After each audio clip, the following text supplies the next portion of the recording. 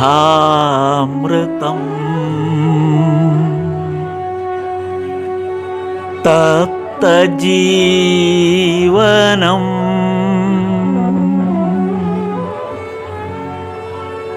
കവിഭിരീഡിതം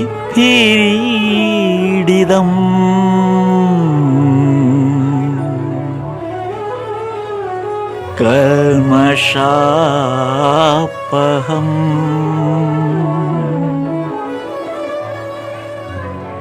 ശ്രവണമംഗളം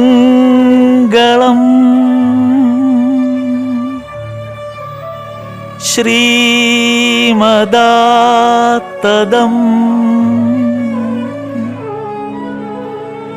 ഭുവി ഗൃണന്തി തേ ഭുരിത ജനാഃ ഭുവി ഗൃണന്തി തേ ഭുരിത ജനാഃ.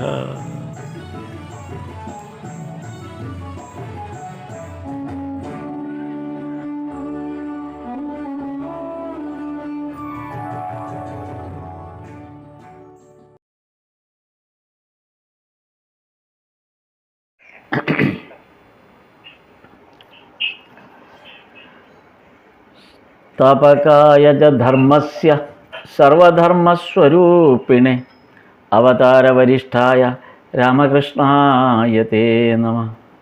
ലജ്ജാപടാവൃതേ നിത്യം ശാരദേ ജ്ഞാനദായികേ പാപേഭ്യോ ന സദാ രക്ഷ കൃപാമയി നമോസ്തുതേ. നമഃ ശ്രീയതിരാജായ വിവേകാനന്ദസൂരയേ സച്ചിത് സുഖസ്വരൂപായ സ്വാമിനേ താപഹാരിണേ. ഇനി അതായത് 1882 ആ വർഷം സമാപിക്കുകയാണ് ഭജനാമൃതത്തെ സംബന്ധിച്ച്. പുതിയ വർഷം ആരംഭിക്കുന്നത് 1883 ജനുവരി 1 തിങ്കളാഴ്ച. അതാണ് പുതിയ വർഷം. അതായത് മാസ്റ്റർ മഹാശയൻ ദക്ഷിണേശ്വരത്ത് വന്ന് ഭഗവാനെ കാണാൻ തുടങ്ങിയിട്ട് ഏകദേശം ഒരു വർഷത്തോടടുക്കുന്നു. ഫെബ്രുവരിയിലാണ് വന്നത്. അതുകൊണ്ട് ഇപ്പം ജനുവരി ആകുമ്പം ഒരു വർഷത്തോടടുക്കുന്നു എന്ന് വേണമെങ്കിൽ പറയാം. അതായത് ഇതിനകം ഈ ഒരു വർഷത്തെ സന്ദർശനം, ഒരു വർഷത്തിനുള്ളിൽ നടത്തിയ സന്ദർശനത്തിൻ്റെ ഒരു കണക്കെടുത്താൽ 24 ദിവസങ്ങൾ മാത്രമാണ്. അപ്പം 24ാമത്തെ ദിവസമാണിത്. കഷ്ടിച്ച് ഈ ഒരു വർഷത്തിനിടയിൽ ഒരു മാസം, കഷ്ടിച്ചൊരു മാസം ആണ് ഭഗവാനെ കണ്ടിട്ടുള്ളത് നേരിട്ട്. 24ാമത്തെ ദിവസമാണ് ഈ 1883 ജനുവരി 1 തിങ്കളാഴ്ച ദക്ഷിണേശ്വരത്ത് വരുന്നത്. അപ്പോൾ ഈ ഒരു ദിവസത്തിൻ്റെ ഡയറി കുറിപ്പ് മാസ്റ്റർ മഹാശയൻ എഴുതുമ്പോൾ അതിനകത്തൊരു പ്രത്യേകത ഉണ്ട്. അതെന്തെന്ന് വെച്ചാൽ അദ്ദേഹം ഇതുവരെ ഉള്ള ദിവസങ്ങളുടെ ഒരു സംക്ഷിപ്തം ഇതിൻ്റെ ഇൻട്രൊഡക്ഷനായിട്ട് പറയുന്നുണ്ട് ഈ ഒരു ഭാഗത്ത്. അതായത് ഇതിപ്പോൾ വരുന്നത് 1ാം വോള്യം 7ാം ഭാഗം അധ്യായം 8ആണിത്. 1ാം വോള്യത്തിൽ 7ാം ഭാഗത്തിൽ അധ്യായം 8ലാണ് ഈ പുതിയ വർഷം ആരംഭിക്കുന്നത്. അപ്പോൾ ഇതിൻ്റെ തുടക്കത്തിൽ മാസ്റ്റർ മഹാശയൻ 82ൻ്റെ പൊയ്പോയ വർഷത്തിൻ്റെ ഒരു ചെറിയ അവലോകനം കൂടെ, ഈ കഴിഞ്ഞ 24 ദിവസങ്ങളായി ഭഗവാനെ സന്ദർശിച്ചതിൻ്റെ ഒരു ചെറിയ അവലോകനം കൂടെ നടത്തിക്കൊണ്ടാണ് ഈ ഒരു ദിവസം ആരംഭിക്കുന്നത് തൻ്റെ ഡയറി കുറിപ്പിലൂടെ. അതായത് സൂചിപ്പിക്കുന്നത് അന്തരംഗ ഭക്തന്മാരിൽ പലരും ശ്രീരാമകൃഷ്ണദേവൻ്റെ അടുത്ത് എത്തിക്കഴിഞ്ഞു, നരേന്ദ്രൻ വന്നിട്ട് ഒരു വർഷമായി, ഇങ്ങനെയുള്ള കണക്കുകളാണ്. പിന്നെ രാഖാൽ, ഭവനാഥൻ, ബലരാമൻ, ബാബുരാം എന്നിവരൊക്കെ വന്നും പോയി ഇരിക്കാൻ തുടങ്ങിയിട്ട് ഇപ്പോൾ ഒരു വർഷമായി. ആദ്യം വന്നവർ രാമചന്ദ്രദത്തയും മനോമോഹൻ മിത്രയും പിന്നെ സുരേന്ദ്രനാഥ മിത്രയുമായിരുന്നു. ഇങ്ങനെ പഴയ കാര്യങ്ങളൊക്കെ ഒന്ന് നോട്ട് ചെയ്യുന്നുണ്ട് മാസ്റ്റർ മഹാശയൻ. ഒരു തിരിഞ്ഞു നോട്ടം എന്നുള്ള നീരായി. പിന്നെ ഇതിനിടയിൽ കണ്ട ഈ 24 ദിവസത്തിനിടയിൽ നടന്ന 2 പ്രധാന സംഭവങ്ങൾ മാസ്റ്റർ മഹാശയനും ഇവിടെ ഈ ഇൻട്രൊഡക്ഷനിൽ പറയുന്നുണ്ട്, കുറിച്ചിട്ടുണ്ട്. അതിലൊന്ന് വിദ്യാസാഗരനെ കണ്ട് സംസാരിച്ച കാര്യമാണ്. ഇപ്പോൾ 5 മാസം മുമ്പാണ് ഈശ്വരചന്ദ്ര വിദ്യാസാഗരനെ കണ്ടതും സംസാരിച്ചതുമായ ആ സന്ദർഭം എന്ന് മാത്രം. 5 മാസം മുമ്പ് അത് കണ്ടു. അത് ഈ ഒരു വർഷത്തിനിടയിലെ ഏറ്റവും പ്രധാനപ്പെട്ട ഒരു സംഭവമാണ് എന്ന് മാസ്റ്റർ മഹാശയൻ കുറിക്കുകയാണ്. പിന്നെ ഒന്ന് കേശവൻ്റെയും വിജയൻ്റെയും ഒപ്പം ബ്രഹ്മസമാജക്കാരെല്ലാവരും കൂടെ ചേർന്ന് നടത്തിയ ആ നൗകായാത്ര, അത് വളരെ പ്രധാനപ്പെട്ട ഒന്നായിരുന്നു ഈ കഴിഞ്ഞ വർഷത്തിൽ. അത് 2 മാസം മുമ്പാണ് അത് നടത്തിയത്. ഇപ്പോൾ ഈ പറയുന്നതിൽ ഇപ്പോൾ എഴുതിയിരിക്കുന്ന ഈ ജാനുവരിക്ക് തൊട്ട് മുമ്പ് 2 മാസം മുമ്പാണ് അത് നടന്നത്. ഇങ്ങനെയാണ് തൻ്റെ അവലോകനം നടത്തിക്കൊണ്ടാണ് ഈ പുതുവർഷത്തിലേക്ക് തൻ്റെ ഡയറി കുറിപ്പ് പുതുവർഷത്തിലേക്ക് ആരംഭിക്കുന്നത്. അപ്പോൾ ആ ഒരു പുതുവർഷത്തിൽ ആരംഭിക്കുന്നതിൻ്റെ ഒരു പ്രത്യേകത ആ ഡയറി കുറിപ്പിലുള്ളത് ഇതാണ്, മുൻകാലങ്ങളുടെ ഒരു ചെറിയ അവലോകനം വെച്ചിട്ട്. അപ്പോൾ ഏകദേശം ഈ 1 വർഷമേ ആയിട്ടുള്ളൂ മാസ്റ്റർ മഹാശയനും ഈ കുറിപ്പുകൾ എടുക്കാൻ തുടങ്ങിയിട്ട്. പക്ഷെ നമ്മൾ ശ്രദ്ധിക്കുമ്പോൾ മനസ്സിലാകുന്നത് ഈ ഒരു ദിവസത്തിൻ്റെ ഈ കഴിഞ്ഞ 82-ൽ കണ്ടുമുട്ടിയ ആ നിമിഷങ്ങളിൽ ആ ദിവസങ്ങളുടെ കണക്കിൽ നോക്കുമ്പോൾ എത്രയെത്ര വിഷയങ്ങളാണ് ചർച്ച ചെയ്യപ്പെട്ടത് എന്നുള്ളതാണ്. അതാണ് മാസ്റ്റർ മഹാശയൻ ശ്രദ്ധിക്കുന്നത്. വെറും നിസാരം 24 ദിവസത്തെ കുറിപ്പുകളേ ഉള്ളൂ. അത് പരിശോധിക്കുമ്പോഴാണ് നമ്മൾ അത്ഭുതപ്പെട്ടു വന്നത്. ഈ 1 വർഷത്തിനിടയിൽ വെറും 24 ദിവസത്തെ കുറിപ്പ്. ആ 24 ദിവസത്തെ കുറിപ്പുകൾക്കിടയിൽ നോക്കിയാൽ എത്രയെത്ര വിപുലമായ തരത്തിലാണ് ആധ്യാത്മിക കാര്യങ്ങൾ, അതിലെന്തെല്ലാമാണ് ഉൾപ്പെടുത്തിക്കൊണ്ട് ആധ്യാത്മിക വിഷയങ്ങളെ എത്ര അഗാധമായിട്ടാണ് ഭഗവാൻ അവതരിപ്പിക്കുന്നത് എന്നുള്ളതാണ് അത്ഭുതകരമായിട്ട് മാസ്റ്റർ മഹാശയനും തോന്നിയത്. അപ്പോൾ ഇപ്പോൾ 83-ലേക്ക് പ്രവേശിക്കുമ്പോൾ ഇവിടെ ഈ 83-ലേക്കുള്ള പ്രവേശിക്കുന്നിടത്തും ഭഗവാൻ ഇതേപോലെ വളരെ അഗാധമായിട്ട് അല്ലെങ്കിൽ വളരെ ആഴത്തിൽ ചിന്തിക്കാവുന്നൊരു വിഷയം എടുത്തിട്ടിട്ടാണ് ഭഗവാൻ ഈ 83-ലെ ആ 1-ാം തീയതിയിലെ സംഭാഷണത്തിനും തുടക്കം കുറിക്കുന്നത്. അത് വേറൊന്നുമല്ല, നാരദീയ ഭക്തി സൂത്രത്തെക്കുറിച്ചാണ്. അതായത് ഒരു ഗൃഹസ്ഥാശ്രമിയുടെ ഭക്തി, ഈശ്വരനോടുള്ള സഖ്യം ഏത് വിധമായിരിക്കണം എന്നുള്ളതിന് ഒരു വഴി, അദ്ദേഹം ഒരു ഗൈഡ് ലൈൻ ഭഗവാൻ തരുന്നത് നാരദീയ ഭക്തി സൂത്രത്തെ അടിസ്ഥാനപ്പെടുത്തിയിട്ടാണ്. അപ്പം നാരദ മഹർഷി എന്താണ് പഠിപ്പിച്ചത് എന്നുള്ളതാണ് അതിനകത്തെ പ്രധാനമായിട്ടും നമ്മൾ ശ്രദ്ധിക്കേണ്ടതെന്ന് പറയുന്നു. അത്രയും ഡീറ്റെയിലായിട്ട് അതിനകത്ത് ഭഗവാൻ അത്രയും ഡീറ്റെയിലേക്ക് അത് പറഞ്ഞിട്ടുണ്ട് എന്നുള്ളത് മാസ്റ്റർ മഹാശയൻ കുറിച്ചിട്ടില്ല. നാരദീയ ഭക്തി സൂത്രത്തെ അവലംബിക്കണം, അതാണ് പഠിക്കേണ്ടത്, അതാണ് വായിക്കേണ്ടത്, അത് പഠിക്കണം, അതിൽ പറഞ്ഞ പ്രകാരമുള്ള കാര്യങ്ങൾ അനുഷ്ഠിക്കണം എന്ന് മാത്രമാണ് ഭഗവാൻ പറഞ്ഞത്. അപ്പോൾ അത് ഗൃഹസ്ഥർക്ക് നൽകുന്ന ഒരു ഉപദേശമായിട്ടാണ്. അപ്പം നാരദ മഹർഷി എന്താണ് പഠിപ്പിച്ചത്? അപ്പം ഈശ്വരനുമായുള്ള സഖ്യത്തിൻ്റെ ഒരു വഴിയാണത് ഈ നാരദീയ ഭക്തിസൂത്രം പറയുന്നത്. അത് ഈശ്വരനുമായി സഖ്യത്തിലാകാൻ ഒരേ ഒരു മാർഗമേ ഉള്ളൂ, അത് സ്നേഹിക്കുക, ഈശ്വരനെ സ്നേഹിക്കുക എന്നുള്ളതാണ്. നമ്മൾ എത്രത്തോളമാണ് ഈശ്വരനെ സ്നേഹിക്കുന്നത് എന്നുള്ളതാണ് ഈശ്വരനുമായുള്ള സഖ്യത്തിന് ഏക മാർഗം.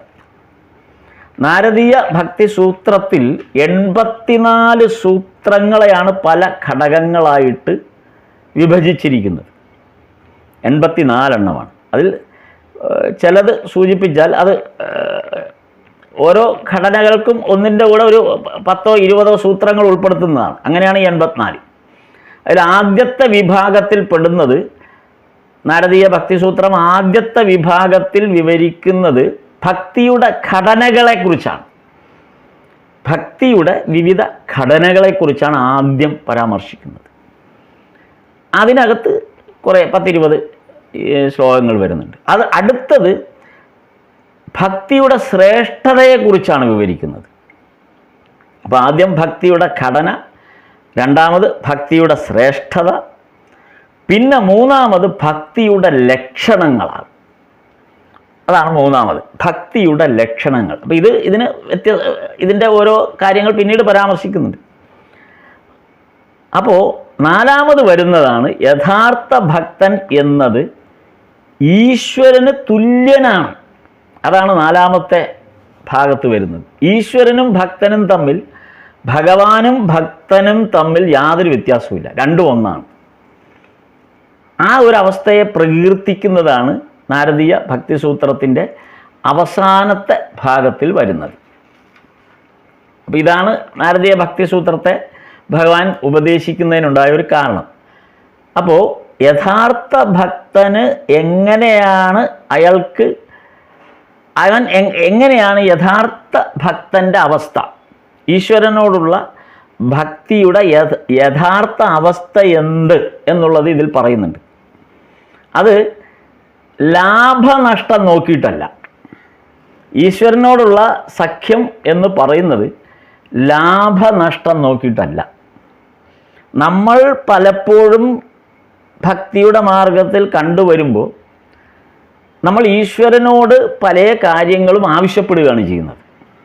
നമ്മുടേതായ പ്രശ്നങ്ങളെല്ലാം ഈശ്വരൻ്റെ മുന്നിൽ നമ്മൾ വെക്കും. അപ്പോൾ ആ ഈശ്വരൻ്റെ മുമ്പിൽ നമ്മുടേതായ പ്രശ്നങ്ങൾ വെക്കുന്നതിന് ചില ഉപാധികളൊക്കെ ഉണ്ട്. അപ്പോൾ ആ ഉപാധികളെ വെച്ചിട്ടാണ് നമ്മൾ ഈശ്വരൻ്റെ മുമ്പിൽ അർപ്പിക്കുന്നത്, അല്ലെങ്കിൽ സമർപ്പിക്കുന്നത്, അപേക്ഷ കൊടുക്കുന്നത്. നമ്മളൊരു അപേക്ഷ കൊടുക്കുന്ന പോലെയാണ് ഇത്. എന്നിട്ട് ഈ അപേക്ഷയിൽ പറഞ്ഞിരിക്കുന്ന കാര്യങ്ങൾ വേണ്ട വിധം നടപ്പിലായില്ല എങ്കിൽ നമുക്ക് ബുദ്ധിമുട്ടാവും. അപ്പോൾ നമ്മൾ പറയും ഈശ്വരൻ നമ്മളെ സഹായിച്ചില്ല, അല്ലെങ്കിൽ ആ ഈശ്വരന് ശക്തി പോരാ, ഇവിടെയല്ല പോകേണ്ടത് വേറെ സ്ഥലത്തായിരുന്നു എന്നൊക്കെയുള്ള തരത്തിലുള്ള, അല്ലെങ്കിൽ വേറെ സ്ഥലത്ത് ചെല്ലുമ്പോൾ ഇന്ന കാര്യം ചെയ്താൽ മതി എന്നുള്ള തരത്തിലുള്ള അതായത് ഇത് പറയുന്നത് ലാഭം നഷ്ടം നോക്കിയിട്ടുള്ളതാണ് ഈ ഭക്തി. അത് യഥാർത്ഥ ഭക്തിയല്ല. ഈ ലാഭം നഷ്ടം നോക്കിയിട്ട് നമുക്ക് കിട്ടുന്ന ലാഭത്തിൻ്റെയോ അല്ലെങ്കിൽ നമ്മുടെ നഷ്ടത്തിൻ്റെയോ പ്രശ്നങ്ങളിലല്ല ഭക്തി ഇരിക്കുന്നത്. അപ്പോൾ യഥാർത്ഥ ഭക്തനെ സംബന്ധിച്ച് ഈ രണ്ടിലും അയാൾ ബന്ധപ്പെടുന്നില്ല എന്നുള്ളതാണ്. അതായത് വ്യക്തിപരമായി അയാൾക്ക് ഭഗവാനോടൊന്നും പറയാനില്ല. ആ നാമം ചൊല്ലുക എന്നതിനപ്പുറത്തേക്ക് യഥാർത്ഥ ഭക്തന് ഈശ്വരനോട് ഒന്നും ആവശ്യപ്പെടാനില്ല. അപ്പോൾ സാമൂഹികമായോ മതപരമായിട്ടുള്ളതോ ആയ ആചാരങ്ങളൊന്നും ഇയാൾക്ക് പാലിക്കണമെന്നില്ല യഥാർത്ഥ ഭക്തൻ. ആചാരങ്ങൾക്ക് പിന്നാലെ പോകുമ്പോഴാണ് നമ്മൾ ആചാരങ്ങളിലാണ് ഫോക്കസ് ചെയ്യുന്നത്. നമ്മൾ ഈശ്വരനോടുള്ള ഈശ്വര പ്രേമത്തിലല്ല നമ്മുടെ ഫോക്കസ് പോകുന്നത്, മറിച്ച് ഈ ആചാരക്രമങ്ങളെയാണ് നമ്മൾ ഫോക്കസ് ചെയ്യുന്നത്. അതുകൊണ്ട് ആചാരങ്ങളിൽ നിസ്സംഗത പാലിക്കുക എന്നാണ് പറയുന്നത്. ആചാരങ്ങൾ വേണ്ട എന്നല്ല, ആചാരങ്ങൾ അനുഷ്ഠിക്കുന്നതും നല്ലത് തന്നെ. കാരണം അത് ഈശ്വര മാർഗത്തിലേക്കുള്ള ഒരു വഴിയാണെന്ന് വേണം വിചാരിക്കാം. അല്ലാതെ അത് ഈശ്വരനിൽ എത്താനുള്ള പരമമായ അവസ്ഥയൊന്നുമല്ല ആചാരങ്ങൾ. അതൊരു വഴി, നമുക്കൊരു വഴിയിലൂടെ പോകുന്ന പോലെയുള്ളൂ. നമ്മൾ ഒരു വാഹനം പോലെയുള്ളൂ.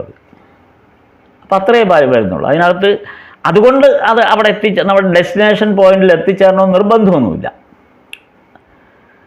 അപ്പോൾ ഭക്തിയുടെ പ്രധാന ലക്ഷണങ്ങൾ എന്തൊക്കെയാണ്? അപ്പോൾ ഒന്ന്, ഭഗവാനുമായുള്ള സഖ്യത്തിൻ്റെ ഗുണങ്ങളെക്കുറിച്ച് ബോധമുണ്ടായിരിക്കും ഭക്തന്. അതാണ് ഭക്തിയുടെ ലക്ഷണം. നേരത്തെ നേരത്തെ പറഞ്ഞത് ഭക്തിയുടെ ഘടനകളെക്കുറിച്ചാണ് നാരദീയ സൂത്രത്തിൽ. ഇനി പറയുന്നത് ഭക്തിയുടെ ലക്ഷണങ്ങളെക്കുറിച്ചാണ്. അതൊന്ന്, ഭഗവാനുമായുള്ള സഖ്യത്തിൻ്റെ ആ ഗുണങ്ങളെക്കുറിച്ച് നല്ല ബോധമുണ്ടായിരിക്കും ഭക്തന്. അതാണ് ഒന്ന്. പിന്നൊന്ന്, അടുത്തത് ഭഗവാന്റെ സൗന്ദര്യത്തെക്കുറിച്ചുള്ള ഒരു ആരാധന അല്ലെങ്കിൽ ഒരു ആകർഷണം. ഭഗവാന്റെ സൗന്ദര്യം, അതിലുള്ളൊരു ആകർഷണം. നമുക്ക് എപ്പോഴും ഇങ്ങനെ ആ ഭഗവത് സ്വരൂപം കണ്ടുകൊണ്ടേയിരിക്കണം എന്നുള്ളൊരു, നമ്മുടെ കണ്ണിൽ നിന്ന് അത് മായുന്നതേയില്ല. അതെപ്പോഴും ഇങ്ങനെ കണ്ടുകൊണ്ടിരിക്കണം. നമുക്കത് മുന്നിൽ നിന്ന് പോകുന്നതേയില്ല. അതാണ് ആകർഷണം. പിന്നെയുള്ളതോ, എപ്പോഴും ഒരു ചിന്ത മാത്രം, ഭഗവത് ചിന്ത. ആ ഒരേ ഒരു സ്വരൂപത്തെ മാത്രമേ നമ്മുടെ ചിന്തയിലുള്ളൂ. ഇതാണ് മറ്റൊരു ലക്ഷണം. പിന്നൊരു ലക്ഷണം, ഭഗവാനെ തന്നെ ഇങ്ങനെ സേവിക്കുക. ആ താല്പര്യമാണ്. ഭഗവാന് വേണ്ടി എന്തെല്ലാം ചെയ്യാൻ പറ്റുമോ അതെല്ലാം ഇങ്ങനെ ചെയ്തുകൊണ്ടേയിരിക്കുക. ഭഗവാനെ സേവിക്കുകയാണ് ചെയ്യുക, ഭഗവത് സേവ ചെയ്യുക. പിന്നെ വരുന്നത് ലക്ഷണങ്ങളുടെ കാര്യമാണ്. ഈ ഭഗവാനുമായിട്ട് ഇടപഴകാനുള്ള മാർഗങ്ങൾ എന്തൊക്കെയാണെന്ന് അന്വേഷിച്ച് ഇങ്ങനെ നടക്കുക. ഈ അന്വേഷണമാണ് പിന്നെ ഭഗവാനുമായിട്ട് കൂടുതൽ അടുക്കുന്നതിനും ആ ഭഗവത് സ്വരൂപത്തെ മനസ്സിലാക്കുന്നതിനും വേണ്ടിയിട്ടുള്ള അന്വേഷണത്തിൻ്റെ പാതയാണ്. ഇങ്ങനെ അന്വേഷിച്ചിങ്ങനെ നടക്കുക. അതാണ് ഒരെണ്ണം പറയുന്നത്. അപ്പോൾ ഈ തരത്തിൽ ആണ് നാരദീയ ഭക്തിസൂത്രത്തെക്കുറിച്ച് ഭഗവാൻ ഇതിനകത്ത് നാരദീയ ഭക്തിസൂത്രം എന്നുള്ള ഒരു ചെറിയ ഒരു ഇത് മാത്രമേ നൽകുന്നുള്ളൂ. അതാണ് ഈ താല്പര്യം വരുന്നത്. ഈ വിഷയങ്ങളിലൂടെയാണ് പിന്നീട് ഈ ചർച്ച മുന്നോട്ട് പോകുന്നത്. പിന്നീട് വരുന്ന ചർച്ചകളെല്ലാം ഈ പറഞ്ഞ നാരദീയ ഭക്തിസൂത്രത്തിൻ്റെ പരാമർശങ്ങളുമായി ബന്ധപ്പെട്ട് വരുന്ന കാര്യങ്ങളുടെ ഒരു ചർച്ചയാണ് പിന്നീട് നീണ്ടുപോകുന്നത്. അപ്പോൾ ദക്ഷിണേശ്വരം ക്ഷേത്രത്തിൽ ഭക്തന്മാരൊരുമിച്ച് ഭഗവാൻ ഇരിക്കുന്നതാണ് ആ അധ്യായത്തിൻ്റെ തുടക്കത്തിൽ മാസ്റ്റർ മഹാശയൻ പറയുന്നത്. ആ സമയത്താണ്, ഈ ചർച്ചയിലാണ് ഈ നാരദീയ ഭക്തിസൂത്രം വരുന്നതായിട്ട് ആ അധ്യായത്തിൻ്റെ അവസാനമാകുമ്പോഴേക്കും നമ്മൾ കാണുന്നതാണ്. അത് മുൻകൂട്ടി പറഞ്ഞു എന്ന് മാത്രം. അതായത് പുതിയൊരു വിഷയം, പുതുവർഷത്തിൽ പുതിയൊരു വിഷയം ഭഗവാൻ അവതരിപ്പിക്കുകയാണ്. അതാണ് അതിനകത്തെ പ്രത്യേകത. അപ്പോൾ അതെപ്പോഴായിരുന്നെന്ന് വെച്ചാൽ, ഈ ഭഗവാൻ ദക്ഷിണേശ്വരൻ ക്ഷേത്രത്തിൽ ഭക്തന്മാരുമൊക്കെ ഒരുമിച്ച് ഇങ്ങനെ തൻ്റെ മുറിയിൽ ഇരിക്കുമ്പോഴാണ് ഈ ചർച്ച കടന്നു വരുന്നത്. പ്രധാനമായിട്ട് ഈ ചർച്ച വരാനുള്ളൊരു കാരണം, ആ ഇരിക്കുന്നവരിൽ വളരെ പ്രധാനിയായിട്ടുള്ള ഒരാൾ പ്രാണകൃഷ്ണ മുഖോപാധ്യായയാണ്. പ്രാണകൃഷ്ണ മുഖർജി അല്ലെങ്കിൽ മുഖോപാധ്യായ ഭഗവാൻ വളരെ ഇഷ്ടപ്പെട്ട ഒരാളാണ്. അപ്പം ഭഗവാന്റെ ഉപദേശങ്ങൾ കേൾക്കുകയും അത് അപ്പാടെ ഹനുമാൻ്റെ അവസ്ഥയാണ് അദ്ദേഹത്തിന്. അതാ സൂചിപ്പിക്കുന്നത്. വേറെ ഒരു ചിന്തയില്ല. ശ്രീരാമസ്വാമി എന്ത് പറയുന്നു അതങ്ങ് കേൾക്കുക, അത് മാത്രമേ കേൾക്കുന്നുള്ളൂ, വേറെ ഒന്നും കേൾക്കുന്നില്ല. അത്തരമൊരു സാഹചര്യത്തിലേക്കാണ് പ്രാണകൃഷ്ണ മുഖോപാധ്യായ എത്തിച്ചേർന്നിരിക്കുന്നത്. അപ്പോൾ ഈ പ്രാണകൃഷ്ണ മുഖോപാധ്യായ ഭഗവാൻ വിളിക്കുന്നത് തടിയൻ ബ്രാഹ്മണൻ എന്നാണ്. തടിയൻ ബ്രാഹ്മണൻ എന്ന് കളിയാക്കി തമാശയ്ക്ക് വിളിക്കും. നല്ല തടിച്ച് നല്ല നല്ല നല്ല തടിയനാണ്. നല്ല കോട്ടും സൂട്ടും ഒക്കെ ഇട്ട് നല്ല തടിയനായൊരു മനുഷ്യനാണ്. അപ്പോൾ ആ പ്രാണകൃഷ്ണ മുഖോപാധ്യായൻ്റെ അന്നത്തെ ആ ഭക്ത സംഘത്തിലെ പ്രധാനി പ്രാണകൃഷ്ണ മുഖോപാധ്യായൻ. ഇയാൾ ആളൊരു നിസ്സാരക്കാരനൊന്നുമല്ല. അതാണ് ഈസ്റ്റ് ഇന്ത്യ കമ്പനിയുടെ വ്യാപാര ശൃംഖലയിലെ ഒരു പ്രധാന കണ്ണിയാണ് ഇങ്ങനെ. വലിയൊരു ബിസിനസ്സുകാരൻ, കോൺട്രാക്ടറാണ്, വലിയൊരു ബിസിനസ്സുകാരൻ. അതായത് കൽക്കട്ടയിൽ നിന്ന്, അന്ന് ബംഗാളിൻ്റെ ഈസ്റ്റ് ഇന്ത്യ കമ്പനിയുടെ ആസ്ഥാനമായ കൽക്കട്ടയിലെ ബംഗാളിൻ്റെ പോർട്ടിൽ നിന്ന് വിവിധ സ്ഥലങ്ങളിലേക്ക് ഈ മലഞ്ചരക്കും അതുപോലുള്ള സാധനങ്ങളൊക്കെ അവിടുത്തെ ഗോഡൗണിൽ കളക്ട് ചെയ്തിട്ട് അതെല്ലാം വിവിധ സ്ഥലങ്ങളിലേക്ക് കയറ്റി അയക്കുകയൊക്കെ ചെയ്യുന്ന തരത്തിലുള്ള ഒരു വലിയ ബിസിനസ് ശൃംഖലയുടെ തലപ്പത്താണ് ഈസ്റ്റ് ഇന്ത്യ കമ്പനി ഇങ്ങനെ നിയമിച്ചിരിക്കുക. അപ്പം അത്രയും പ്രാധാന്യപ്പെട്ട ഒരാളാണ്. അപ്പോൾ ആലോചിച്ച് നോക്കണം, ആ സ്ഥാനം ഒന്ന് ആലോചിച്ച് നോക്കണം. അത്ര വമ്പനായിട്ടുള്ള ഒരാളാണ്. അത്രമേൽ ആ ഈസ്റ്റ് ഇന്ത്യ കമ്പനി ഇന്ത്യയിൽ വന്നത് തന്നെ ആ ചരിത്രം നോക്കും. അവർ കച്ചവടത്തിന് വേണ്ടി മാത്രം വന്നവരാണ്. അത് പിന്നീട് അധികാരത്തിലേക്കൊക്കെ വരുന്നു എന്നുള്ളത് പിന്നുള്ള ചരിത്രം. പക്ഷെ അങ്ങനെ കച്ചവടത്തെ മാത്രം മുന്നിൽ കണ്ടുകൊണ്ട് വന്ന ഈസ്റ്റ് ഇന്ത്യ കമ്പനി ആ ബംഗാളിലെ ഒരു പ്രമുഖനായ ഒരാളെയാണ് അതിൻ്റെ മുഴുവൻ ചുമതല ഏൽപ്പിക്കുന്നത്. ആ ആളാണ് പ്രാണകൃഷ്ണ മുഖോപാധ്യായ. അപ്പോൾ ആളുടെ ആ വലിപ്പം എത്രയാണെന്ന് നമ്മുടെ മനസ്സിൽ വേണം. പിന്നെ ഈ വസ്തുവകകളൊക്കെ ഈ മലഞ്ചരക്ക് ഉൾപ്പെടെയൊക്കെ പലതും ലേലം വിളിച്ചിട്ടൊക്കെയാണ് പോകുന്നത്. ഇപ്പം നേപ്പാൾ രാജാവിനൊക്കെ കൊടുത്തു വിടുന്നത് ഈ ഗോഡൗണുകളിൽ നിന്നാണ്. അപ്പോൾ ഇതിനു മുമ്പ് നമ്മൾ അത്തരം ഭാഗങ്ങളെക്കുറിച്ചൊക്കെ പരാമർശങ്ങൾ പറഞ്ഞിട്ടുള്ളതാണ്. അപ്പോൾ വലിയ ലേലം വിളിച്ചിട്ടൊക്കെയാണ് ഈ വിൽപ്പന നടക്കുന്നത്. അതിൻ്റെയൊക്കെ ചുമതലയും അതൊക്കെ ലേലം ഉറപ്പിക്കേണ്ടത് എല്ലാം ഇത്, അതായത് ഒരു 24 മണിക്കൂറും നമുക്കൊന്ന് ആലോചിച്ചാൽ ഊഹിക്കാവുന്നുള്ളൂ ഈ മനുഷ്യൻ്റെ തിരക്ക് എന്തായിരിക്കും എന്നുള്ളത്. ഒരു വലിയ ഈസ്റ്റ് ഇന്ത്യ കമ്പനി പോലെ ഇന്ത്യയിലെ ഏറ്റവും വലിയൊരു പ്രസ്ഥാനത്തിൻ്റെ ബംഗാളിലെ ഏറ്റവും വലിയ ചുമതല വഹിക്കുന്ന, അതിൻ്റെ മുഴുവൻ വ്യാപാര ശൃംഖലയെ നയിക്കുന്ന, അല്ലെങ്കിൽ അതിൻ്റെ മുഴുവൻ ജനറൽ മാനേജർ എന്നോ ഒക്കെ പറയാവുന്ന, അതിനൊക്കെ ഉപരി ആ മനുഷ്യൻ്റെ തിരക്കൊന്ന് ആലോചിക്കണം. ആ മനുഷ്യനാണ് ദക്ഷിണേശ്വരത്ത് വന്ന് ഇവിടെ കുത്തിയിരിക്കുക ഭഗവാന്റെ മുന്നിൽ. അപ്പോൾ ഒന്ന് ആലോചിച്ച് നോക്കും, ഭഗവാന്റെ ഒരു ഭഗവത് കാരുണ്യം അങ്ങനെയൊന്നും പറയാം, ഭഗവാന്റെ ആ ഒരു ഭഗവാനെ ഒന്ന് ചിന്തിച്ചു നോക്കുക. ഭഗവാൻ ആരാണ് എന്ന് ചിന്തിക്കണ ഈ ഒരൊറ്റ പ്രാണകൃഷ്ണ മുഖോപാധ്യായ എന്നുള്ളൊരൊറ്റ ഉദാഹരണം മതി.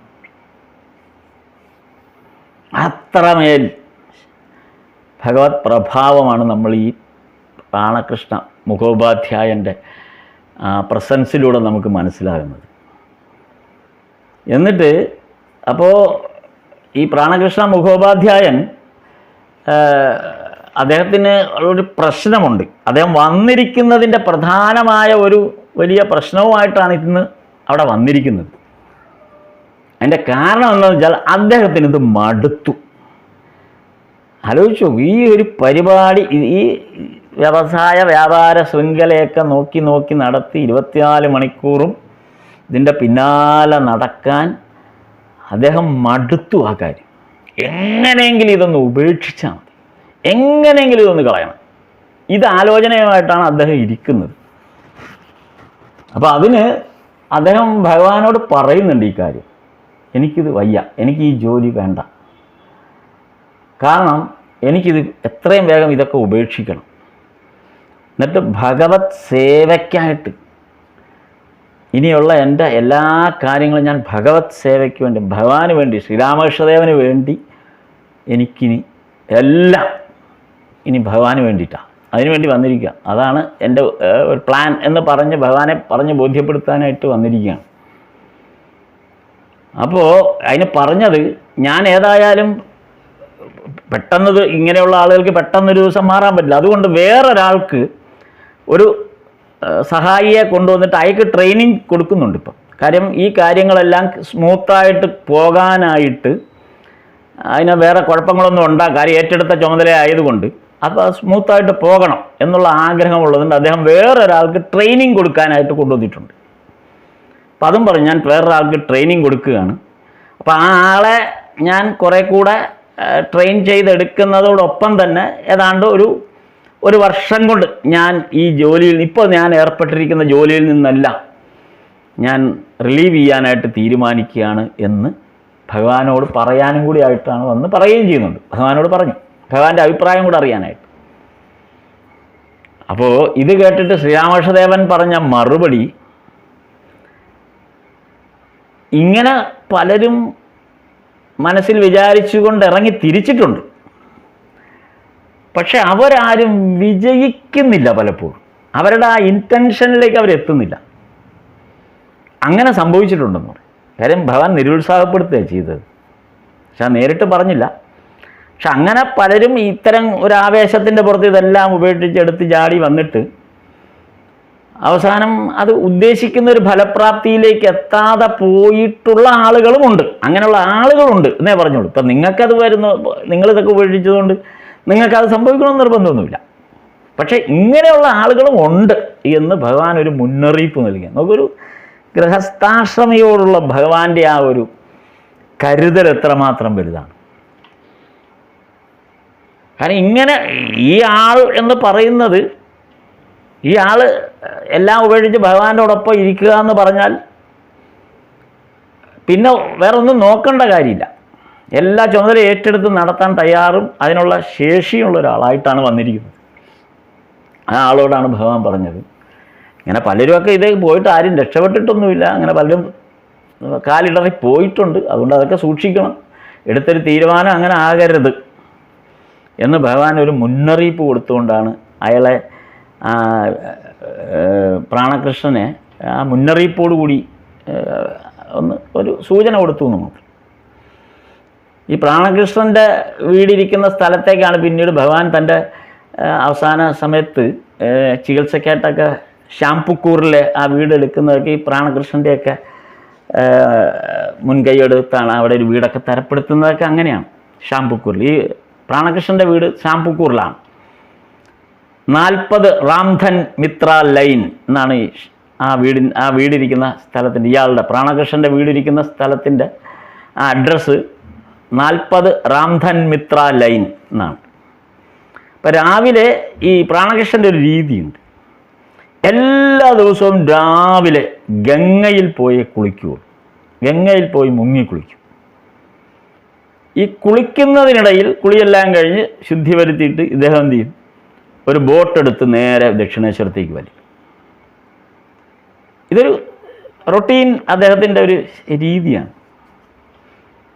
അപ്പോൾ ബോട്ടെടുത്തിട്ട് നേരെ ഇങ്ങോട്ട് വരും. അപ്പോൾ ഈ വരുന്ന കൂട്ടത്തിൽ കുറച്ച് പേരെയും കൂടെ അങ്ങ് കൂട്ടും. എന്തിനെന്ന് വെച്ചാൽ കൂടുതൽ പേരെ ഭഗവാന്റെ അടുത്തേക്ക് എത്തിക്കുന്നതിനുള്ള ഒരു താല്പര്യം കൊണ്ടാണ്. ഭഗവാനെ കാണണം, ഭഗവാൻ പറയുന്നത് കേൾക്കാനും ഒക്കെ ആയിട്ടുള്ള കൂടുതൽ പേരിലേക്ക് ഈശ്വര സാക്ഷാത്കാരം ലഭിക്കട്ടെ എന്നുള്ള ആ സതുദ്ദേശത്തോടു കൂടിയാണ് പ്രാണകൃഷ്ണൻ ഈ രാവിലത്തെ കുളിയെല്ലാം കഴിഞ്ഞ് കുറച്ച് പേരെയും കൂട്ടി ദക്ഷിണേശ്വരത്ത് വരുന്നത്. പ്രാണകൃഷ്ണൻ്റെ പ്രധാന വിഷയം ഈ കച്ചവടമോ ബിസിനസ് ഒന്നുമല്ല, പകരം വേദാന്തം പഠിക്കുക എന്നുള്ളതാണ്. ഇപ്പോൾ ഒരു വേദാന്തം എനിക്ക് പഠിക്കണം, ഇതൊക്കെയാണ് അദ്ദേഹത്തിൻ്റെ താല്പര്യങ്ങൾ. അപ്പോൾ ശ്രീരാമകൃഷ്ണദേവൻ പറഞ്ഞു, ഗൃഹസ്ഥാശ്രമികൾ വേദാന്തം പഠിക്കുകയും അതനുസരിച്ച് ജീവിക്കാൻ ശ്രമിക്കുകയും ചെയ്യുന്നത് ശരിയാവില്ല. അതാണ് ഭഗവാന്റെ അഭിപ്രായം. ഗൃഹസ്ഥാശ്രമികൾ ഈ വേദാന്തമൊക്കെ പഠിച്ച് അതനുസരിച്ച് ജീവിക്കാനുള്ള ശ്രമമൊക്കെ ഗൃഹസ്ഥാശ്രമികൾ ചെയ്യുന്നത് ശരിയാവില്ല. അതുകൊണ്ട് അത്തരം പഠനക്രമങ്ങളിലേക്കൊന്നും പോകാതിരിക്കുന്നതാണ് നല്ലത്. അതിന് കാരണം പറഞ്ഞത്, ഈ കലിയുഗത്തിൽ മനുഷ്യൻ അന്നഗത പ്രാണനാണ്. മനുഷ്യ ജീവിതം തന്നെ പ്രധാനമായും ലക്ഷ്യമാക്കുന്നത്,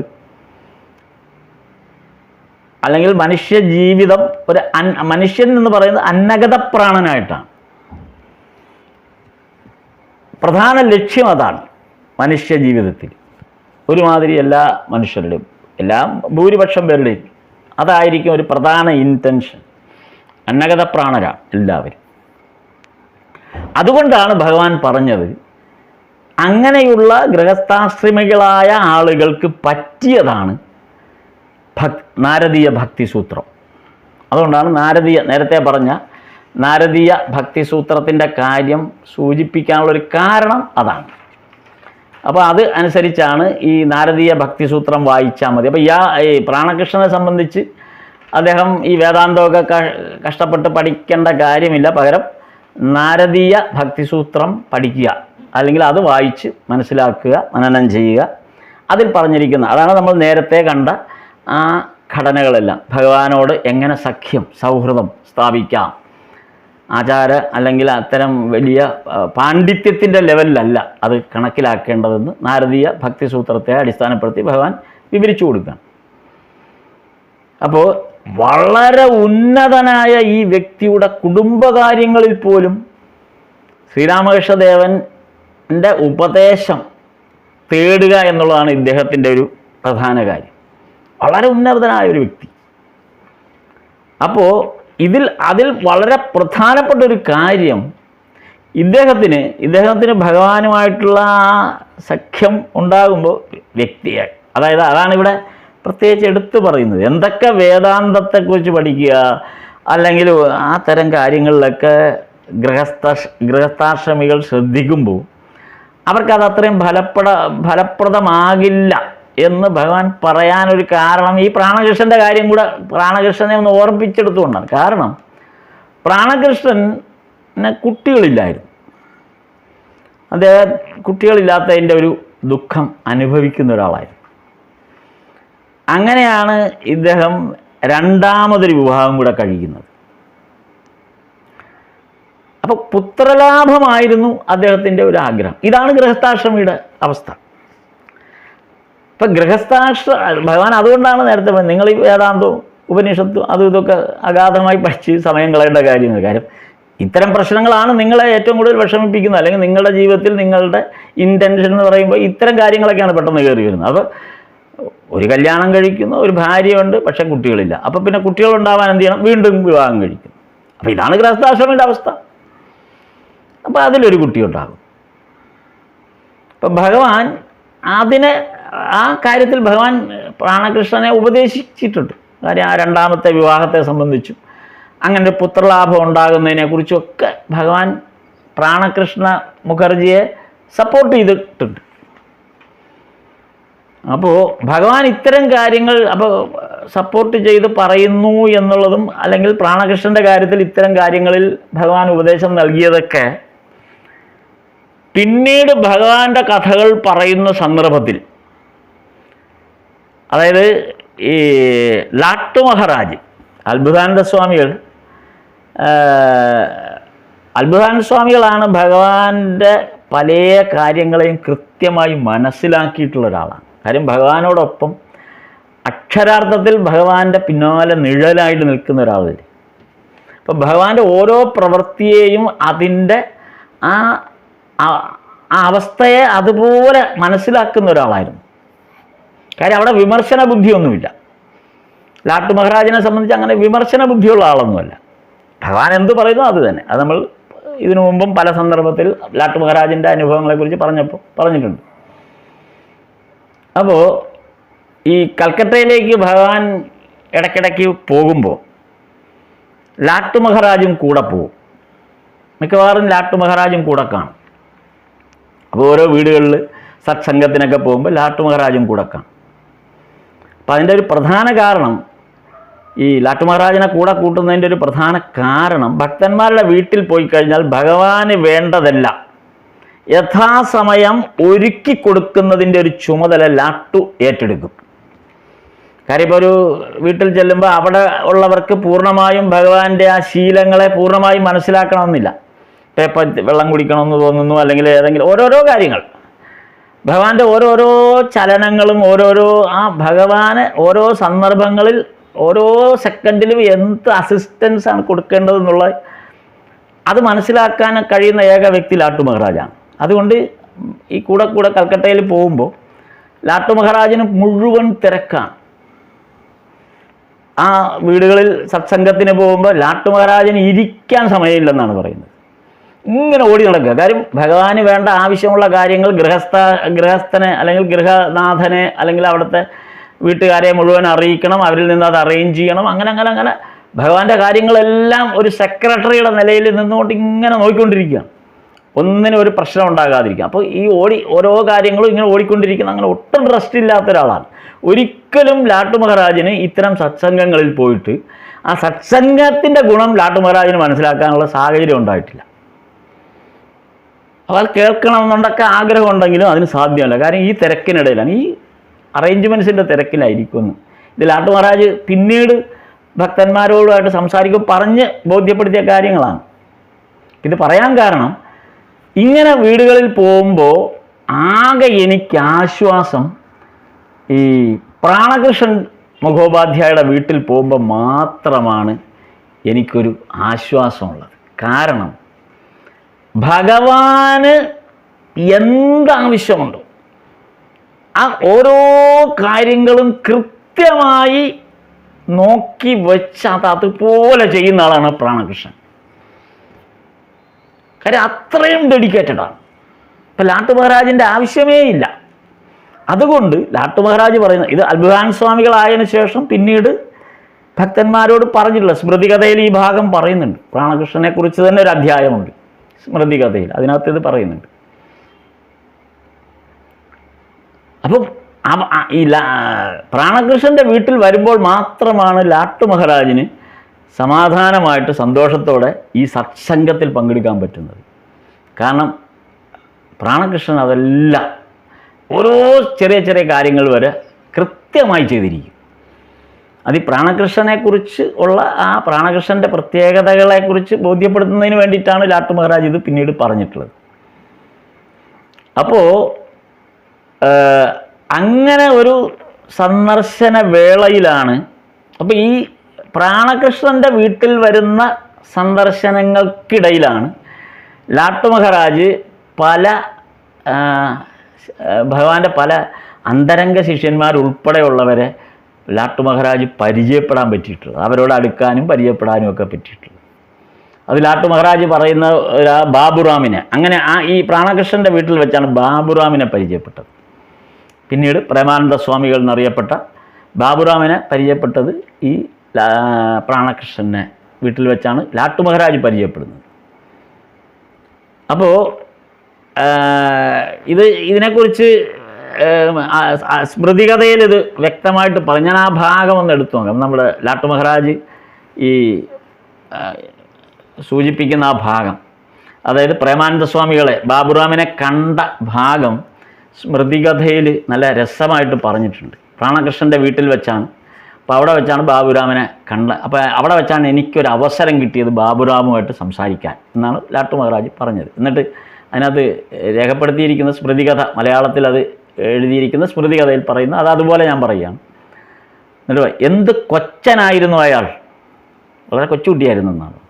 ഒരു കൊച്ചു സുന്ദരൻ,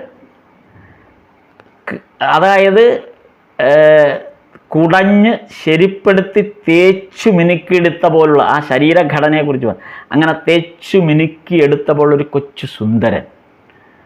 ഠാക്കൂറിന് അയാളോട് വലിയ വാത്സല്യമായിരുന്നു, ബാബുറാമിനോട് വലിയ വാത്സല്യമായിരുന്നു.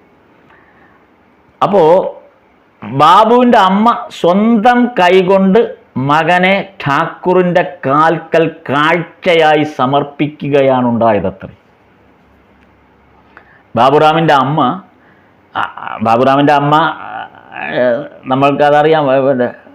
ഈ വിവേകാനന്ദ സ്വാമികൾ ഉൾപ്പെടെ നരേന്ദ്രൻ ഉൾപ്പെടെയുള്ളവർ അവിടെ പോയി ഈ ബാബുറാമിൻ്റെ വീട്ടിൽ പോയപ്പോഴാണ് അവർ മന്ത്രദീക്ഷ വിരജഹോമം ഒക്കെ നടത്തിയൊക്കെ സന്ദർഭങ്ങൾ അവിടെ പോയി താമസിക്കുകയൊക്കെ ഉണ്ടായത്. പിന്നീട് പല ഇതിലും നമ്മൾ പറഞ്ഞതാണ്, കേട്ടും വായിച്ചെത്തതാണ്. പത്രമായാൽ ആ അമ്മയ്ക്ക് ഈ സന്യസ്ത ശിഷ്യന്മാരായിരുന്ന സന്ദർഭത്തിൽ പോലും അമ്മയുടെ പങ്ക് വളരെ വലുതായിരുന്നു. അപ്പോൾ ആ അമ്മയാണ് തൻ്റെ ഈ കൊച്ചു മകനെ സ്വന്തം കൈകൊണ്ട് ഠാക്കൂറിന് സമർപ്പിച്ചു എന്നാണ് പറയുന്നത്. അതാണ് ലാട്ടു മഹാരാജ് പറയുന്നത്. ഒന്ന് ആലോചിച്ച് നോക്കൂ, ആ അമ്മ തൻ്റെ മകന് എത്ര ശ്രേയസ്കരമായൊരു ഭാവിയാണ് ആഗ്രഹിച്ചതെന്ന്. ഇങ്ങനെ ഒരു അമ്മയെ കിട്ടണമെങ്കിൽ എത്രയോ പുണ്യം ചെയ്യണം. ഭഗവാനെ തേടാൻ പോകൂ, ത്യാഗിവര്യനായൊരു സന്യാസിയായി തീരൂ നീ എന്ന് പറയാൻ ശക്തിയുള്ള ഒരു അമ്മ സ്വയം മുക്തയാണ്. ലാട്ടു മഹാരാജിൻ്റെ വാക്കുകളാണിത്. ആ അമ്മ മക്കളെ ഈ ലോകത്തിലെ ദുഃഖത്തിലേക്ക് ഇറങ്ങാൻ അനുവദിക്കില്ല. സ്വന്തമായി കുടുംബജീവിതത്തിൽ അനുഭവിക്കേണ്ടതൊക്കെ നിശബ്ദം അനുഭവിച്ചുകൊണ്ടിരിക്കുകയും ചെയ്യും അമ്മ. അങ്ങനെ വളരെ സാത്വികയായൊരു വലിയ സാധ്വിയുടെ ഒരു ജീവചിത്രമാണ് ലാട്ടു മഹാരാജ് ഈ പ്രേമാനന്ദ സ്വാമികളുടെ അമ്മയെക്കുറിച്ച് ഇവിടെ കൊടുക്കുന്നത്. അത് ഓർക്കാനുള്ളൊരു കാരണം ഇത് ഈ പ്രാണകൃഷ്ണ ഉപാധ്യായൻ്റെ വീട്ടിൽ വെച്ച് ബാബുറാമിനെ പരിചയപ്പെടുകയും സംസാരിക്കുകയൊക്കെ ചെയ്തപ്പോഴുണ്ടായ ആ ഒരു ഇത് വെച്ചിട്ടാണ്. ഇപ്പോൾ ശ്രീരാമകൃഷ്ണദേവൻ പ്രാണകൃഷ്ണനെക്കുറിച്ച് പറയുന്ന ഒരു കാര്യമുണ്ട്. അതൊരു രസകരമായൊരു സംഗതിയാണ്. എന്താണ് പറയുന്നത് വെച്ചാൽ, ഈ നേരത്തെ നാരദീയ ഭക്തിസൂത്രത്തെക്കുറിച്ച് നമ്മൾ പറഞ്ഞതിൽ ഭക്തൻ്റെ ലക്ഷണങ്ങൾ എന്താണ് എന്നുള്ളത് ഇവിടെ ശ്രീരാമകൃഷ്ണദേവൻ പറയുന്നതിൽ നിന്ന് മനസ്സിലാക്കാം. ഈ പ്രാണകൃഷ്ണനെക്കുറിച്ചാണ്. ഭക്തിയുടെ ലക്ഷണങ്ങൾ, നാരദീയ ഭക്തിസൂത്രത്തിൽ പറയുന്ന ഭക്തിയുടെ ലക്ഷണങ്ങൾ, അത് ഏകദേശം പൂർണ്ണമായ തരത്തിൽ ശ്രീരാമകൃഷ്ണദേവൻ പ്രാണകൃഷ്ണ മുഖോപാധ്യായയിൽ കാണുന്നു എന്നാണ് പറഞ്ഞത്. അതിന് ഭഗവാൻ തന്നെ പറഞ്ഞ ഒരു ഉദാഹരണം, ഹനുമാനാണ് ഏറ്റവും വലിയ ഭക്തൻ.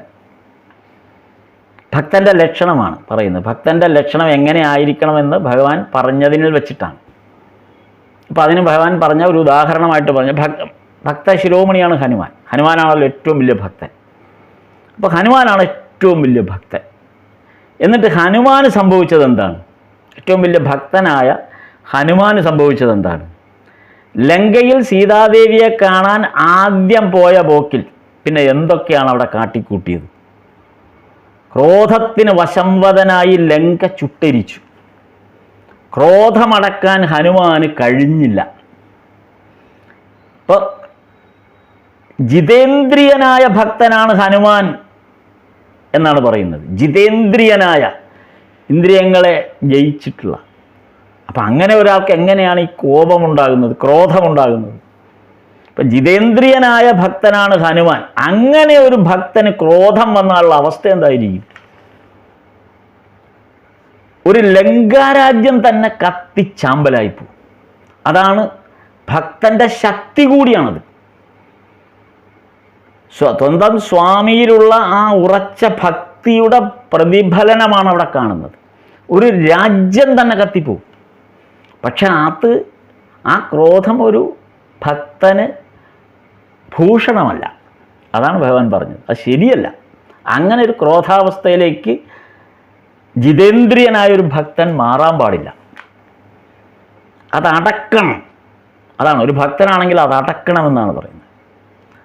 സർവനാശം തടുക്കാൻ പറ്റില്ല.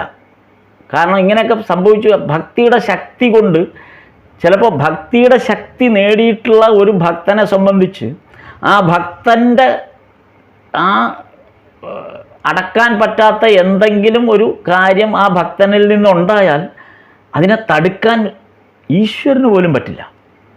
അതാണ് ഭക്തൻ്റെ ശക്തി. അപ്പം അങ്ങനെയുള്ള ഒരവസ്ഥയാണ് ഈ ഭക്തന് ഉള്ളത്.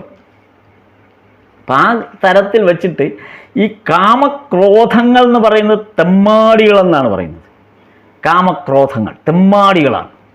അപ്പോൾ ആ തെമ്മാടികളായ കാമക്രോധങ്ങൾ ഇങ്ങനെ എപ്പോഴും സദാ തള്ളിക്കേറി വരും. അങ്ങനെ ഉന്തി തള്ളിയാലും പോവുകയില്ല. അതിങ്ങനെ കയറിക്കൊണ്ടിരിക്കും നമ്മുടെ അടുത്തേക്ക്. അതുകൊണ്ട് അവ വരുമ്പോൾ പുറംതിരിഞ്ഞ് നിൽക്കണം. കാമം വരുമ്പോൾ അപ്പോൾ ഇതെങ്ങനെയാണ് പുറംതിരിഞ്ഞ് നിൽക്കേണ്ടത്, അല്ലെങ്കിൽ എങ്ങനെയാണ് ഇതിനെ അകറ്റേണ്ടത് എന്നുള്ളത് ഭഗവാൻ ഒരു പോംവഴി പറഞ്ഞു തരുന്നുണ്ട്.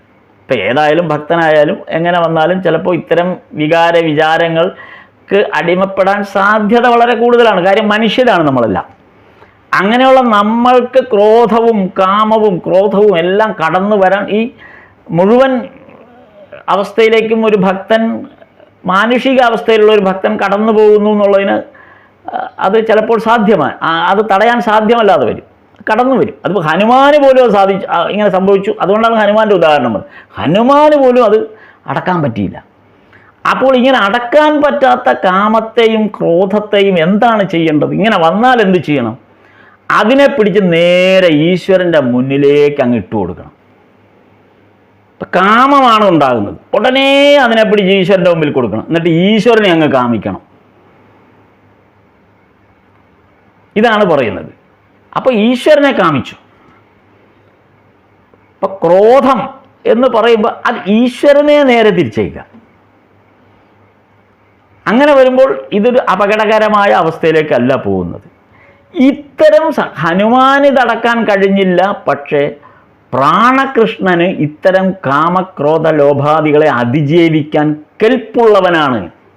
അതാണ് പ്രാണകൃഷ്ണൻ മുഖോപാധ്യായയുടെ ഏറ്റവും വലിയ ഗുണമായിട്ട് ഭഗവാൻ കണ്ടത് ലാട്ടു മഹാരാജാണ് ഈ ഒരു പ്രാണകൃഷ്ണനെക്കുറിച്ച്, ഭഗവാന്റെ സങ്കല്പത്തെക്കുറിച്ച്, ഭഗവാൻ എങ്ങനെയാണ് ഇയാളെ സങ്കല്പിച്ചിരുന്നത് എന്നുള്ളത് ലാട്ടു മഹാരാജ് പിന്നീട് ഭക്തന്മാരോട് പറഞ്ഞു കൊടുക്കുന്ന ഭാഗമാണ്.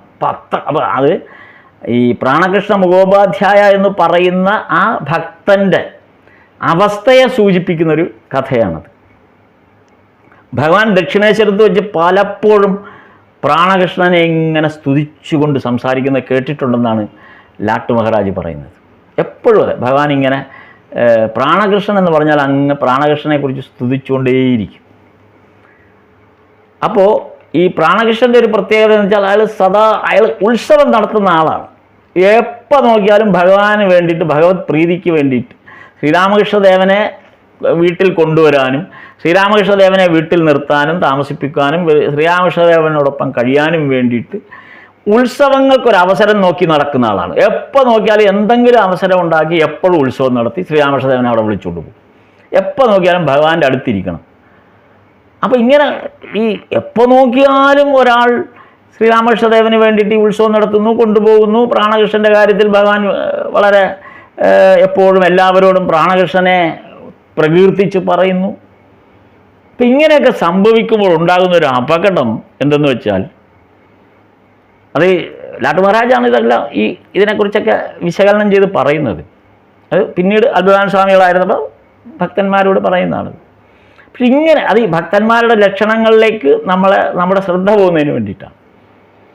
ഇങ്ങനെയൊക്കെ ചെയ്യുമ്പോൾ സാധാരണ ആളുകൾ എന്തായിരിക്കും ചിന്തിക്കുന്നത് അയാൾ ഒരുപാട് വലിയ സമ്പന്നനായ വ്യക്തി ആയതുകൊണ്ടല്ലേ ശ്രീരാമകൃഷ്ണദേവൻ അയാളെ ഇങ്ങനെ സപ്പോർട്ട് ചെയ്യുന്നത്. സാധാരണക്കാരനായിരുന്നെങ്കിൽ, അല്ലെങ്കിൽ സാധാരണ ആളോട്, ഇതൊക്കെ നമ്മുടെ മനസ്സിലെപ്പോഴും തോന്നുന്ന ചില ചിന്തകളാണ്.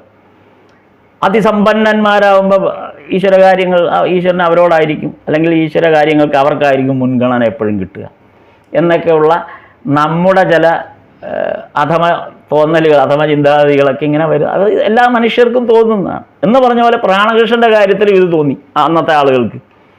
കാര്യം പ്രാണകൃഷ്ണനെ ഇത്രമാത്രം പൊക്കി പിടിച്ചുകൊണ്ട് നടക്കേണ്ട കാര്യം, അയാൾ വലിയ സമ്പന്നനായ വലിയ വ്യവസായി ബിസിനസ്സുകാരനായതുകൊണ്ട് ശ്രീരാമകൃഷ്ണദേവൻ അയാളെ ഇങ്ങനെ പൊക്കി പിടിച്ചുകൊണ്ട് നടക്കുന്നു, അല്ലെങ്കിൽ അയാളെക്കുറിച്ച് വലിയ പ്രകീർത്തിക്കുന്നു. ഇങ്ങനെ പല ചിന്തകൾ വരും. പ്രാണകൃഷ്ണൻ അതിസമ്പന്നനും വലിയ സ്വാധീനമുള്ള ആളായതുകൊണ്ടാണ് ശ്രീരാമകൃഷ്ണദേവൻ അയാളുടെ വീട്ടിലെപ്പോഴും പോകുന്നത്. അല്ല സാധാരണക്കാരുടെ വീട്ടിൽ എന്താണ് വരാത്തത് എപ്പോഴും? ഇങ്ങനെ ഇത് ആളുകൾക്ക് ഇങ്ങനെ തോന്നും. ഇതന്നും തോന്നിയിരുന്നു. അപ്പോൾ ഇതൊക്കെ ഇങ്ങനെ ആളുകൾ അടക്കം പറയും. അത് ഭഗവാനും അറിയാം, ആളുകൾ ഇങ്ങനെ അടക്കം പറയുന്നു എന്നുള്ള കാര്യം ഭഗവാനും അറിയാം. അപ്പം എന്നാൽ ഭഗവാൻ അപ്പോൾ പറയുന്നത്, ആളുകൾ അതൊക്കെ പറയട്ടെ, ഞാൻ അയാൾക്ക് കൈക്കൂലി കൊടുത്ത് പാട്ടിലാക്കിയിരിക്കുകയാണ്. അങ്ങനെ പറഞ്ഞോട്ടെ, ഞാൻ അയാൾക്ക് കൈക്കൂലി കൊടുത്ത് പാട്ടിലാക്കിയിരിക്കുകയാണ് അയാളെ. ആരെ? പ്രാണകൃഷ്ണനെ. എന്ന ആളുകൾ പറഞ്ഞോട്ടെ, എനിക്കൊന്നും സംഭവിക്കില്ല, എനിക്കൊരു കുഴപ്പമില്ല, ആളുകൾ പറഞ്ഞോട്ടെ. അപ്പോൾ ഈ കാര്യം, അതായത് ഈ പറഞ്ഞ പ്രസ്താവം ലാട്ടു മഹാരാജ് പിന്നീട് അദ്വൈതാനന്ദ സ്വാമികളായിരിക്കെ ഭക്തന്മാരുടെ ഇടയിൽ അദ്ദേഹം ഇങ്ങനെ സംഭാഷണം നടത്തുമ്പോൾ ഈ വിശേഷം പറഞ്ഞു. എങ്ങനെ? ഭഗവാൻ ഈ പറഞ്ഞ കാര്യം ഞാനിങ്ങനെ കൈക്കൂലി കൊടുത്ത് പാട്ടിലാക്കിയിരിക്കുകയാണെന്ന് വിചാരിച്ചോട്ടെ എന്ന് ഭഗവാൻ പറഞ്ഞു എന്ന് പറഞ്ഞു. എത്രയോ നാൾ കഴിഞ്ഞിട്ടാണ് ലാട്ടു മഹാരാജ് അദ്വൈതാനന്ദ സ്വാമികൾ ഈ കാര്യം അദ്ദേഹത്തിൻ്റെ ഭക്തന്മാരോട് ഈ വിശേഷം കഥയായിട്ട് പറയുമ്പോഴാണ് ഇത് എടുത്തു പറഞ്ഞത്, കാലം കഴിഞ്ഞിട്ട്. നോക്കണേ, അപ്പോൾ ഒരാൾ എണീറ്റെന്ന് ചോദിച്ചതെന്നറിയാമോ? എന്തിനാണ് ഭഗവാൻ കോഴ കൊടുക്കേണ്ട ആവശ്യം? ഒരാൾ ചോദിച്ചതാണ്. നോക്കുക, ഭഗവാനെക്കുറിച്ച് ഒരു ഉദാഹരണ സഹിതം ഒരു കാര്യം വ്യക്തമാക്കി കാലം കഴിഞ്ഞിട്ട്, ഇത്രയും നാൾ കഴിഞ്ഞപ്പോൾ ഇത് കേട്ടോണ്ടിരുന്ന ആൾ ചോദിക്കുകയാണ്, ഭഗവാൻ എന്തിനാണ് ഈ കോഴ കൊടുക്കേണ്ട ആവശ്യം? ലാട്ടു മഹാരാജിന് ഇത് കേട്ടതും ലാട്ടു മഹാരാജ് പ്രതികരിച്ചത്, അയ്യോ കഷ്ടം, ഇങ്ങനെയുമുണ്ടോ ബുദ്ധി?